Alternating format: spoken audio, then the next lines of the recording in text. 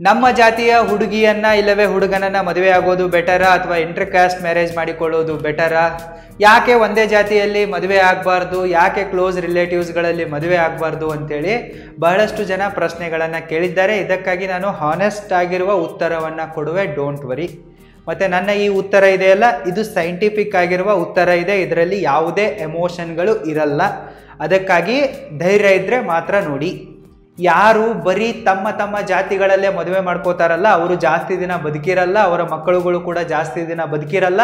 ಮತ್ತು ಯಾವ ಜಾತಿಯವರು ಈ ರೀತಿ ಜಾತೀಯತೆ ಮಾಡಿ ಬರೀ ತಮ್ಮಲ್ಲೇ ಮದುವೆ ಆಗ್ತಾರಲ್ಲ, ಸೊ ಅವರ ಸಂತತಿ ಇದೆಯಲ್ಲ, ಅವರ ಜಾತಿ ಇದೆಯಲ್ಲ, ಬೇಗನೆ ಸರ್ವನಾಶ ಆಗಿ ಹೋಗ್ಬಿಡುತ್ತೆ. ಒಂದಲ್ಲ ಒಂದಿನ ಬೇಗನೆ 200-300 ವರ್ಷಗಳಲ್ಲಿ ಡೈನೋಸಾರ್ಗಳಂತೆ ಖತಮ್ ಆಗಿ ಹೋಗ್ಬಿಡುತ್ತೆ. ಜಾಸ್ತಿ ದಿನ ಅವರ ಜಾತಿ ಉಳಿಯಲ್ಲ. ಅದಕ್ಕಾಗಿ ನನ್ನ ಕೇಳಿದ್ರಪ್ಪ ಅಂತಂದರೆ, ನೀವು ನಿಮ್ಮ ಕ್ಲೋಸ್ ರಿಲೇಟಿವ್ಸ್ಗಳಲ್ಲಿಯೂ ಕೂಡ ಮದುವೆ ಆಗಕ್ಕೆ ಹೋಗ್ಬೇಡಿ, ಮತ್ತು ನಿಮ್ಮ ಜಾತಿಯಲ್ಲಿಯೂ ಕೂಡ ಮದುವೆ ಆಗಕ್ಕೆ ಹೋಗ್ಬೇಡಿ. ಇಂಟರ್ ಕಾಸ್ಟ್ ಮದುವೆ ಆಗಿ. ಇಂಟರ್ ಕಾಸ್ಟ್ ಮದುವೆ ಆಗೋದ್ರಿಂದ ಬಹಳಷ್ಟು ಲಾಭಗಳಿವೆ, ಅವುಗಳನ್ನು ನಾನು ಹೇಳುವೆ.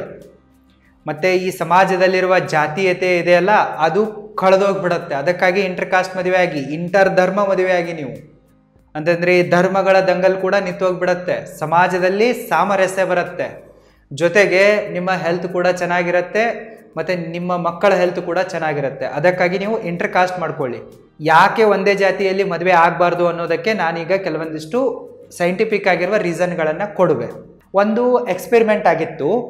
ಆ ಎಕ್ಸ್ಪೆರಿಮೆಂಟ್ ಏನಪ್ಪ ಅಂತಂದರೆ, ಕೆಲವೊಂದಿಷ್ಟು ಪುರುಷರಿಗೆ ಸೇಮ್ ಒಂದೇ ಥರನಾದ ಟಿ ಶರ್ಟ್ಗಳನ್ನು 2 ದಿನಗಳ ತನಕ ಹಾಕಿಕೊಳ್ಳೋಕ್ಕೆ ಕೊಡಲಾಗಿತ್ತು. ಎಲ್ರಿಗೂ ಒಂದೇ ಥರನಾದ ಟಿ ಶರ್ಟು ಮತ್ತು ಅವರಿಗೆ 2 ದಿನ ಕೊಡಲಾಗಿತ್ತು. ಮತ್ತು 2 ದಿನ ಅವರಿಗೆ ಸ್ನಾನ ಮಾಡೋಕ್ಕೆ ಅವಕಾಶವಿರಲಿಲ್ಲ, ಮತ್ತು ಯಾವುದೇ ಥರನಾದ ಪರ್ಫ್ಯೂಮ್ಗಳನ್ನು ಹಾಕಿಕೊಳ್ಳುವ ಅವಕಾಶ ಕೂಡ ಇರಲಿಲ್ಲ. 2 ದಿನ ಆದ ನಂತರ ಆ ಎಲ್ಲ ಪುರುಷರ ಟಿ ಶರ್ಟ್ಗಳನ್ನು ಮಹಿಳೆಯರಿಗೆ ಕೊಡಲಾಯಿತು, ಹಾಕಿಕೊಳ್ಳೋಕ್ಕಲ್ಲ, ಸ್ಮೆಲ್ ಮಾಡೋಕ್ಕೆ. ನೀವು ಬರೀ ವಾಸನೆಯನ್ನು ತೆಗೆದುಕೊಂಡು ಬಿಟ್ಟೆ ನೀವು ನಿಮ್ಮ ಜೀನ್ ಎಂಥದ್ದಿದೆ ಅನ್ನೋದನ್ನು ಪತ್ತೆ ಹಚ್ಚಬಹುದು. ಈ ಮಹಿಳೆಯರಿಗೆ ಈ ಪುರುಷರು 2 ದಿನ ಹಾಕ್ಕೊಂಡಿರುವ ಟಿ ಶರ್ಟ್ಗಳನ್ನು ಕೊಟ್ಟಾಗ ವಾಸನೆ ನೋಡೋಕ್ಕೆ ಏನಾಗಿರ್ಬೋದು ಅಂತೇಳಿ ಗೆಸ್ ಮಾಡಿ. ಕೆಲವೊಂದಿಷ್ಟು ಮಹಿಳೆಯರು ಚೀತು ಏನು ಕೆಟ್ಟ ವಾಸನೆ ಅಂಥೇಳಿ ಬೈದಿದ್ದಾರೆ. ಇನ್ನು ಕೆಲವೊಂದಿಷ್ಟು ಮಹಿಳೆಯರು ವಾಹ್ ಎಂಥ ಸುವಾಸನೆ ಇದೆ, ಗುಡ್ ಫ್ರಾಗ್ರೆನ್ಸ್ ಅಂತ ಅಂದಿದ್ದಾರೆ. ಸೊ ಯಾಕೆ ಹಿಂಗಾಯಿತು? ಕೆಲವೊಂದಿಷ್ಟು ಮಹಿಳೆಯರಿಗೆ ಈ ಟಿ ಶರ್ಟ್ಗಳ ವಾಸನೆಯನ್ನು ತೆಗೆದುಕೊಂಡಾಗ ವಾಕರಿಕೆ ಬಂತು, ವಾಂತಿ ಬರೋ ಥರ ಆಯಿತು. ಇನ್ನು ಕೆಲವೊಂದಿಷ್ಟು ಮಹಿಳೆಯರಿಗೆ ಇದೇ ಟಿ ಶರ್ಟ್ಗಳನ್ನು ಕೊಟ್ಟಾಗ ಅವರಿಗೆ ಗುಡ್ ಫೀಲ್ ಆಯಿತು, ಒಳ್ಳೆ ಸುವಾಸನೆ ಬರೋಕ್ಕೆ ಸ್ಟಾರ್ಟ್ ಆಯಿತು. ಟಿ ಶರ್ಟ್ಗಳನ್ನು ಎಕ್ಸ್ಚೇಂಜ್ ಮಾಡಿ ಕೊಟ್ಟಾಗ ಯಾರಿಗೆ ಬ್ಯಾಡ್ ಸ್ಮೆಲ್ ಬಂದಿತ್ತಲ್ಲ ಈ ಟಿ ಶರ್ಟಲ್ಲಿ ಬೇರೆ ಟಿ ಶರ್ಟ್ ಬಂದಾಗ ಅವಳಿಗೆ ಗುಡ್ ಸ್ಮೆಲ್ ಬರೋಕ್ಕೆ ಸ್ಟಾರ್ಟ್ ಆಯಿತು. ಮೊದಲಿಗೆ ಗುಡ್ ಸ್ಮೆಲ್ ಬಂದವಳಿಗೆ ಬೇರೆ ಟಿ ಶರ್ಟ್ ಕೊಟ್ಟಾಗ ಅವಳಿಗೆ ಅದರಲ್ಲಿ ಬ್ಯಾಡ್ ಸ್ಮೆಲ್ ಬರೋಕ್ಕೆ ಸ್ಟಾರ್ಟ್ ಆಯಿತು. ಯಾಕೆ ಹೀಗಾಗ್ತಾ ಇದೆ ಅಂತ ರಿಸರ್ಚ್ ಮಾಡಿದಾಗ ಕಂಡು ಬಂದ ವಿಷಯ ಏನಪ್ಪ ಅಂತಂದರೆ, ಯಾವ ಮಹಿಳೆಯ ಜೀನು ಆ ಟಿ ಶರ್ಟನ್ನು ಹಾಕಿಕೊಂಡಿರುವ ಪುರುಷನ ಜೀನಿಗೆ ಸಿಮಿಲಾರಿಟ್ಲಿ ಆಗ್ತಾ ಇತ್ತಲ್ಲ, ಅಂದರೆ ಮ್ಯಾಚ್ ಆಗ್ತಾ ಇತ್ತಲ್ಲ, ಅವಳಿಗೆ ಅಲ್ಲಿ ಬ್ಯಾಡ್ ಸ್ಮೆಲ್ ಬರ್ತಾ ಇತ್ತು. ಅಂದರೆ ಹೆಣ್ಣಿನ ಜೀನು ಗಂಡಿನ ಜೀನು ಒಂದೇ ಥರ ಇತ್ತಪ್ಪ ಅಂತಂದರೆ ಅವಳಿಗಲ್ಲಿ ಬ್ಯಾಡ್ ಸ್ಮೆಲ್ ಬರ್ತಾ ಇತ್ತು. ಗಂಡಿನ ಜೀನು ಮತ್ತು ಹೆಣ್ಣಿನ ಜೀನು ಬೇರೆ ಬೇರೆ ಥರ ಇತ್ತಪ್ಪ ಅಂತಂದರೆ ಆವಾಗ ಅವಳಿಗೆ ಅಲ್ಲಿ ಫ್ರಾಗ್ರೆನ್ಸ್ ಬರ್ತಾ ಇತ್ತು, ಒಳ್ಳೆಯ ಸುವಾಸನೆ ಬರ್ತಾ ಇತ್ತು. ಇದೊಂದು ಸೈಂಟಿಫಿಕ್ ಆಗಿರುವ ಒಂದು ರಿಸರ್ಚ್ ಆಗಿದೆ. ಇದರ ಮೇಲೆ ನೀವು ಏನು ನಿಮ್ಮ ಲೈಫ್ ಪಾರ್ಟ್ನರ್ಗೆ ಟಿ ಶರ್ಟ್ ಹಾಕಿಬಿಟ್ಟು 2 ದಿನ ವೇಟ್ ಮಾಡಿ ವಾಸನೆ ನೋಡೋ ಅವಶ್ಯಕತೆ ಇಲ್ಲ. ಈಗ ಮಾರ್ಕೆಟ್ನಲ್ಲಿ ಮೆಡಿಕಲ್ ಫೀಲ್ಡ್ನಲ್ಲಿ ಜೆನೆಟಿಕ್ ಟೆಸ್ಟ್ ಬಂದಿದೆ. ನೀವು ಜೆನೆಟಿಕ್ ಟೆಸ್ಟ್ ಮಾಡಿದರೂ ಕೂಡ ನಿಮಗೆ ಗೊತ್ತಾಗುತ್ತೆ ನಿಮ್ಮ ಮತ್ತು ನಿಮ್ಮ ಲೈಫ್ ಪಾರ್ಟ್ನರ್ನ ಜೀನು ಸೇಮ್ ಇದೇನೋ ಇಲ್ವೋ ಅಂಥೇಳಿ. ಸೊ ನೀವಿಲ್ಲಿ ಕೇಳಬಹುದು, ಜೆನೆಟಿಕ್ ಡೈವರ್ಸಿಟಿನ ಅವಶ್ಯಕತೆ ಯಾಕಿದೆ, ಒಂದೇ ಜೀನ್ ಇದ್ದರೆ ಏನಾಗತ್ತೆ ಅಂಥೇಳಿ. ಸಪೋಸ್ ನಿಮ್ಮ ಹಾಗೂ ನಿಮ್ಮ ಲೈಫ್ ಪಾರ್ಟ್ನರ್ನ ಜೀನ್ಗಳು ಸೇಮ್ ಆಗಿದ್ವಪ್ಪ ಅಂತಂದರೆ ಏನಾಗತ್ತಪ್ಪ ಅಂತಂದರೆ ಸೇಮ್ ಇಮ್ಯುನಿಟಿ ಪವರ್ ಬರುತ್ತೆ. ನಿಮ್ಮದು ಸೇಮ್ ಜೀನ್ ಇದೆ, ನಿಮ್ಮ ಲೈಫ್ ಪಾರ್ಟ್ನರ್ದು ಸೇಮ್ ಜೀನ್ ಇದೆ ಅಂತಂದರೆ ನಿಮಗೆ ಹುಟ್ಟುವ ಮಗುವಿನಲ್ಲಿ ಸೇಮ್ ಇಮ್ಯುನಿಟಿ ಪವರ್ ಬರುತ್ತೆ. ಕೊರೋನಾ ಅಂತ ಯಾವುದಾದ್ರೂ ಒಂದು ಮಹಾಮಾರಿ ಬಂತಂತ ಅಂದ್ಕೊಳ್ಳಿ, ನಿಮ್ಮ ಮಕ್ಕಳೆಲ್ಲರೂ ಕೂಡ ಸತ್ತೋಗ್ಬಿಡ್ತಾರೆ ಅಂದಂಗೆ. ಯಾಕಂತಂದರೆ ಸೇಮ್ ಇಮ್ಯುನಿಟಿ ಪವರಲ್ಲಿ ಏನಾಗತ್ತಪ್ಪ ಅಂತಂದರೆ ಇದು ವೀಕ್ ಆಗಿರುವ ಇಮ್ಯುನಿಟಿ ಪವರ್ ಇರುತ್ತೆ. ಇದು ನಾಟ್ ರಿಕಮೆಂಡೆಡ್ ಆಗಿದೆ. ಮುಂದೆ ಫ್ಯೂಚರ್ನಲ್ಲಿ ಇಂತಹ ಮಹಾಮಾರಿಗಳು ಬಂತುವಪ್ಪ ಅಂತಂದರೆ ಇಡೀ ನಿಮ್ಮ ಮನೆನೇ ಸ್ಮಶಾನ ಸೇರಬೇಕಾಗತ್ತೆ. ಅಲ್ಲಿ ನಿಮ್ಮ ಏನೋ ಒಂದು ಸಂತತಿ ಇದೆಯಲ್ಲ, ನಿಮ್ಮ ವಂಶನೇ ಖತಮ್ ಆಗಿಬಿಡುತ್ತೆ. ಸೇಮ್ ಜೀನ್ಗಳು ಇದ್ರಪ್ಪ ಅಂತಂದರೆ ಸೇಮ್ ಇಮ್ಯುನಿಟಿ ಪವರ್ ಬರುತ್ತೆ. ಅದು ವೀಕ್ ಇಮ್ಯುನಿಟಿ ಪವರ್ ಇರುತ್ತೆ. ರೋಗಗಳಿಗೆ ಅಪೋಸಿಟ್ ಆಗಿ ಹೋರಾಡುವ ರೋಗ ನಿರೋಧಕ ಶಕ್ತಿ, ಬಾಡಿಯ ಇಮ್ಯುನಿಟಿ ಪವರ್ ವೀಕ್ ಇರುತ್ತೆ. ಹೀಗಾಗಿ ನಿಮಗೆ ಹುಟ್ಟೋ ಮಕ್ಕಳು ಕೂಡ ಅಷ್ಟೊಂದು ಆರೋಗ್ಯವಂತವಾಗಿರಲ್ಲ, ಮತ್ತು ಅವರು ಬಲಿಷ್ಠರು ಕೂಡ ಆಗಿರಲ್ಲ. ಅಂದರೆ ಬೇಗನೆ ಸತ್ತೋಗೋ ಚಾನ್ಸಸ್ ಇರುತ್ತೆ, ರೋಗಗಳನ್ನ ತಡೆದುಕೊಳ್ಳುವ ಶಕ್ತಿ ಇರಲ್ಲ. ಸೊ ನೀವು 100% ಪವರ್ಫುಲ್ ಇದ್ದೀರಾ ಅಂತ ಅನ್ಕೊಳ್ಳಿ ಈ ರೋಗ ನಿರೋಧಕ ಶಕ್ತಿಯಲ್ಲಿ. ನಿಮಗೆ ಹುಟ್ಟೋ ಮಕ್ಕಳು ಏನಾಗ್ತಾರೆ 70%, ಅವ್ರಿಗೆ ಹುಟ್ಟೋ ಮಕ್ಕಳು ಏನಾಗ್ತಾರೆ 50. ಹಿಂಗೆ ಹೋಗ್ಬಿಟ್ಟು ಒಂದಿನ 0 ಆಗಿಬಿಡುತ್ತೆ. ಹುಟ್ಟುತ್ತಾ ಇದ್ದಂಗೆ ಹೋಗ್ಬಿಡ್ತವೆ, ಅವು ಸತ್ತೋಗ್ಬಿಡ್ತವೆ. ಹೀಗಾಗಿ ಯಾರು ಒಂದೇ ಜಾತಿಯಲ್ಲಿ ಮದುವೆ ಆಗ್ತಾರಲ್ಲ ಅವರಲ್ಲೇ ಅಂಥೇಳಿ, ಸೊ ಅವರ ಜಾತಿ ಬೇಗನೆ ಖತಮ್ ಆಗಿಬಿಡತ್ತೆ. ಹೆಂಗೆ ಡೈನೋಸಾರ್ಗಳು ಇದ್ವು ಅಂಥೇಳಿ ನಾವು ಓದ್ತಾ ಇದ್ವಲ್ಲ, ಹಾಗೆ ಒಂದಿನ ನಾವು ಈ ಜಾತಿವಾದಿಗಳು ಇದ್ರು ಅಂಥೇಳಿ ಓದಬೇಕಾಗತ್ತೆ. ಇಂಟರ್ಕಾಸ್ಟ್ ಯಾರ್ಯಾರು ಮಾಡ್ಕೊತಾ ಇದ್ದಾರಲ್ಲ ಅವ್ರಿಗೆ ಹೆಲ್ದಿಯಾಗಿರುವ ಮಕ್ಕಳೇ ಹುಟ್ಟುತ್ತಾರೆ. ಅವರ ಇಮ್ಯುನಿಟಿ ಪವರ್ ಚೆನ್ನಾಗಿರುತ್ತೆ. ರೋಗಗಳು ಬಂದರೂ ಕೂಡ ಅವರೇನು ಈಸಿಯಾಗಿ ಸಾಯಲ್ಲ, ಮತ್ತು ಅವರ ವಂಶ ಬಹಳಷ್ಟು ವರ್ಷಗಳ ತನಕ ಇರುತ್ತೆ. ಜಾತಿವಾದಿಗಳಂತೂ ಬೇಗನೆ ಸಾಯ್ತಾರೆ. ನನಗಂತೂ ಖುಷಿ ಇದೆ. ಕೆಲವೊಂದಿಷ್ಟು ಜನ ಕೇಳ್ತಾ ಇದ್ರಲ್ಲ, ಸರ್ ಈ ಜಾತೀಯತೆನ ಹೆಂಗೆ ಹೋಗ್ಲಾಡಿಸೋದು? ನೀವೇನು ಮಾಡೋಕ್ಕೆ ಹೋಗ್ಬೇಡಿ. ಜಾತೀಯತೆ ಮಾಡೋರು ಅವರಲ್ಲೇ ಮದುವೆ ಆಗಿ ಬೇಗನೆ ಕಣ್ಮರೆನೇ ಆಗಿಬಿಡ್ತಾರೆ, ಡೈನೋಸಾರ್ಗಳ ಥರ. ಸ್ವಲ್ಪ ಲೇಟ್ ಆಗುತ್ತೆ, ಗ್ಯಾರಂಟಿ ಒಂದಲ್ಲ ಒಂದಿನ ಈ ಜಾತಿವಾದಿಗಳು ಕಣ್ಮರೆ ಆಗಿಬಿಡ್ತಾರೆ, ಖತಮೇ ಆಗಿಬಿಡುತ್ತೆ ಅವ್ರ ಜನ್ರೇಷನ್ನು. ಸಪೋಸು ನಿಮ್ಮ ಹಾಗೂ ನಿಮ್ಮ ಲೈಫ್ ಪಾರ್ಟ್ನರ್ನ ಜೀನ್ ಏನಾದರೂ ಡಿಫ್ರೆಂಟ್ ಆಗಿತ್ತಪ್ಪ ಅಂತಂದರೆ ಅಲ್ಲಿ ಡಿಫ್ರೆಂಟ್ ಇಮ್ಯುನಿಟಿ ಪವರ್ ಬರುತ್ತೆ. ಇದು ಸ್ಟ್ರಾಂಗ್ ಇಮ್ಯೂನಿ ಸಿಸ್ಟಮ್ ಆಗಿರುತ್ತೆ. ನಿಮ್ಮ ಕಡೆಯಿಂದ ಒಂದು ಜೀನ್ ಬೇರೆ ಇದೆ, ನಿಮ್ಮ ಗಂಡನ ಕಡೆಯಿಂದ ಇಲ್ಲವೇ ಹೆಂಡತಿ ಕಡೆಯಿಂದ ಒಂದು ಜೀನ್ ಬೇರೆ ಇದೆ ಅಂತ ಅಂದ್ಕೊಳ್ಳಿ. ನಿಮಗೆ ಹುಟ್ಟುವ ಮಗುವಿನಲ್ಲಿ ಸ್ಟ್ರಾಂಗ್ ಇಮ್ಯೂನಿ ಪವರ್ ಡೆವಲಪ್ ಆಗುತ್ತೆ. ಸೊ ಆ ಮಗು ಈಸಿಯಾಗಿ ರೋಗಗಳಿಗೆ ಸತ್ತೋಗಲ್ಲ. ಈಗ ಉದಾಹರಣೆ ಕೊಡಬೇಕಂತಂದರೆ, ನಿಮ್ಮ ಹತ್ರ ಒಂದು ಫೋನ್ ಇದೆ, ಆ ಫೋನ್ನಲ್ಲಿ 2 ಸಿಮ್ ಕಾರ್ಡ್ಗಳಿವೆ, ಮತ್ತು ನೀವು ಒಂದು ಕಾರ್ಡಿಗೆ ಹೋಗಿದ್ದೀರಾ, ಅಲ್ಲಿ ಕಳ್ಕೊಂಡು ಬಿಡ್ತೀರಾ, ಸರಿನಾ? ಅಲ್ಲಿ 2 ಸಿಮ್ ಕಾರ್ಡ್ಗಳು ಜಿಯೋ ಕಂಪ್ನಿದೇ ಇದೆ ಅಂತ ಅಂದ್ಕೊಳ್ಳಿ. ಅಲ್ಲಿ ನೀವು ಕಳ್ಕೊಂಡಾಗ ಜಿಯೋದು ಅಲ್ಲಿ ನೆಟ್ವರ್ಕೇ ಬರಲಿಲ್ಲಪ್ಪ ಅಂತಂದರೆ ನಿಮ್ಮ ಪರಿಸ್ಥಿತಿ ಏನಾಗುತ್ತೆ? ನಿಮಗೆ ಆ ದೊಡ್ಡ ಕಾಡಿನಿಂದ ಹೊರಗೆ ಹೇಗೆ ಬರೋದು ಅಂತ ಗೊತ್ತಾಗಲ್ಲ. ಅಲ್ಲೇ ನೀವು ರಸ್ತೆ ಹುಡುಕಾಡಿ ಸತ್ತೋಗ್ಬಿಡ್ತೀರ. ಅಂದರೆ ನೀವು ಅಲ್ಲಿ ಸರ್ವೈವ್ ಆಗಲ್ಲ. ಅದೇ ಒಂದು ಫೋನಿನಲ್ಲಿ ಒಂದು ಜಿಯೋ ಸಿಮ್ ಕಾರ್ಡ್ ಇದೆ, ಇನ್ನೊಂದು ಏರ್ಟೆಲ್ ಸಿಮ್ ಕಾರ್ಡ್ ಇದೆ ಅಂತ ಅಂದ್ಕೊಳ್ಳಿ. ನೀವು ಕಾರ್ಡಲ್ಲಿ ಕಳ್ಕೊಂಡ್ಬಿಡ್ತೀರಾ.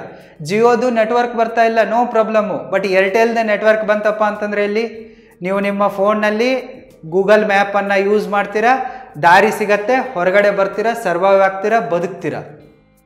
ಇಲ್ಲಿ ಈ ಎಕ್ಸಾಂಪಲ್ನಲ್ಲಿ ಜಿಯೋ ಸಿಮ್ ಕಾರ್ಡ್ ಅಂತಂದರೆ ಗಂಡ ಅಂತ ಅಂದ್ಕೊಳ್ಳಿ, ಏರ್ಟೆಲ್ ಸಿಮ್ ಕಾರ್ಡ್ ಅಂತಂದರೆ ಹೆಂಡತಿ ಅಂತ ಅಂದ್ಕೊಳ್ಳಿ, ಇನ್ನು ನಿಮ್ಮ ಮೊಬೈಲ್ ಏನಿದೆಯಲ್ಲ ಅದು ನಿಮ್ಮ ಮಗು ಅಂತ ಅಂದ್ಕೊಳ್ಳಿ.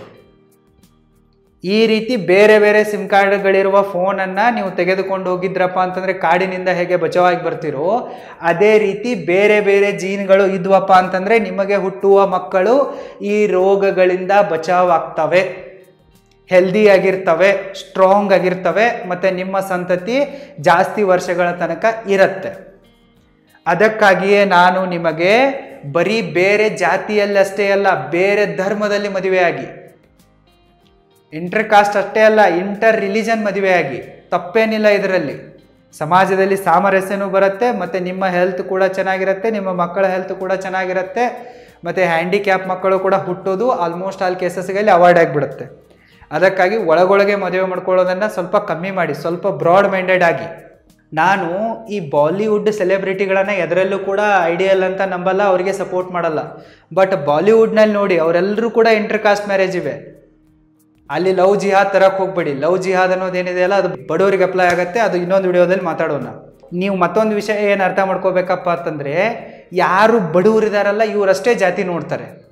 ಶ್ರೀಮಂತರಿಗೆ, ಸಕ್ಸಸ್ಫುಲ್ ಆಗಿರುವ ವ್ಯಕ್ತಿಗಳಿಗೆ ಜಾತಿ ಇರಲ್ಲ.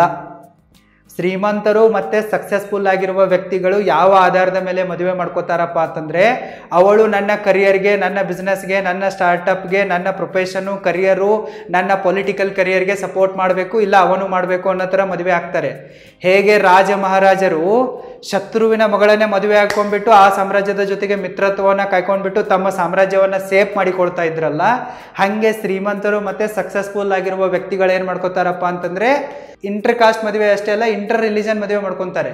ಒಬ್ಬ ಬಡ ಮುಸ್ಲಿಂ ಹುಡುಗ ಏನಾದರೂ ಬೇರೆ ಹಿಂದೂ ಹುಡುಗಿನ ಮದುವೆ ಆಗಿಬಿಟ್ರೆ ಅವನ ಮರ್ಡರ್ ಮಾಡೋಕೆ ಹೋಗಿರ್ತಾರೆ. ಆದರೆ ಶ್ರೀಮಂತ ಬ್ರಾಹ್ಮಣರ ಹುಡುಗಿಯರೆಲ್ಲ ಬೇರೆ ಜಾತಿಯಲ್ಲೇ ಮದುವೆ ಆಗ್ತಾ ಇದ್ದಾರೆ.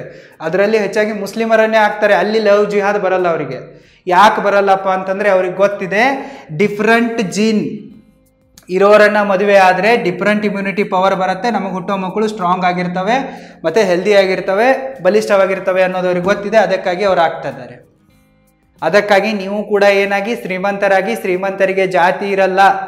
ಈ ಜಾತಿ ಧರ್ಮ ಮಡಿ ವಂತಿಕೆ ಅನ್ನೋದೇನಿದೆಯಲ್ಲ ಇವೆಲ್ಲವೂ ಕೂಡ ಬರೀ ಬಡವರಿಗಾಗಿವೆ, ದರಿದ್ರಗಳಿಗಿವೆ. ಶ್ರೀಮಂತರಾಗಿರೋರು ಸಕ್ಸಸ್ಫುಲ್ ಆಗಿರೋರಿಗೆ ಯಾವುದೇ ಜಾತಿ ಇರಲ್ಲ, ಯಾವುದೇ ಧರ್ಮ ಇರಲ್ಲ, ಯಾವುದೇ ಭಾಷೆ ಇರಲ್ಲ. ಸೊ ನೀವು ಕೂಡ ಶ್ರೀಮಂತರಾಗಿ ಸಕ್ಸಸ್ಫುಲ್ ಆಗಿ ಮತ್ತು ಬೇರೆ ಜಾತಿ ಬೇರೆ ಧರ್ಮಗಳಲ್ಲಿ ಮದುವೆಯಾಗಿ, ಇದಕ್ಕೆ ನನ್ನ ಫುಲ್ ಸಪೋರ್ಟ್ ಇದೆ. ಇನ್ನು ನೀವು ಸೇಮ್ ಜೀನ್ಗಳಲ್ಲೇ ಮದುವೆ ಆದರೆ ಕ್ಯಾನ್ಸರ್ನ ಒಂದು ರಿಸ್ಕ್ ಇರುತ್ತೆ, ನಿಮ್ಮ ಮಕ್ಕಳಲ್ಲಿ ಕ್ಯಾನ್ಸರ್ ಬರೋ ಚಾನ್ಸಸ್ ಇರುತ್ತೆ. ಅದಕ್ಕಾಗಿ ನೀವು ಬೇರೆ ಜೀನ್ಗಳನ್ನು ಮದುವೆ ಆಗೋದು ಬೆಟರ್ ಆಗಿದೆ. ನಿಮ್ಮ ಕಾಸ್ಟಲ್ಲಿ ಆಗ್ತಾ ಇದ್ರೂ ಕೂಡ ಒಂದು ಸರ್ತಿ ನೀವು ಜೆನೆಟಿಕ್ ಟೆಸ್ಟನ್ನು ಮಾಡ್ಕೊಳ್ಳಿ, ತಪ್ಪೇನಿಲ್ಲ. ಬೇರೆ ಜೀನ್ಗಳಿರಬೇಕು ಅಷ್ಟೇ ಕಂಡೀಷನ್ನು. ಇನ್ನು ಮತ್ತೊಂದು ಏನು ಹೇಳಬೇಕಪ್ಪ ಅಂತಂದರೆ, ನಿಮಗೆ ನೀವು ಒಂದೇ ಜೀನ್ಗಳಲ್ಲಿ ಆಗ್ತಾ ಇದ್ರಪ್ಪ ಅಂತಂದರೆ ವೀಕ್ ಇಮ್ಯುನಿಟಿ ಪವರ್ ಇರುವ ಮಕ್ಕಳುಗಳು ಹುಟ್ಟುತ್ತವೆ.